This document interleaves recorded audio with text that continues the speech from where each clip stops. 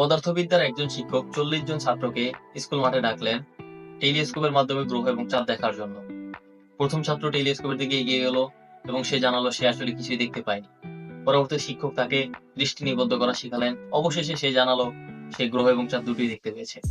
এভাবে একের পর এক সবাই জানালো যে আসলে সবাই গ্রহ এবং চাঁদ দেখতে পেয়েছে।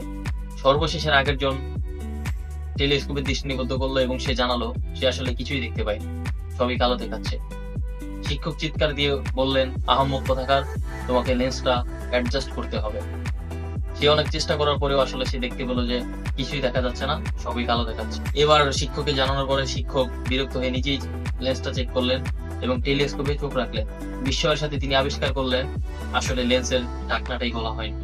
নিরাপত্তা এবং নিশ্চয়তার জন্য আমরা জনপ্রিয় চিন্তার দ্বারস্থ হই।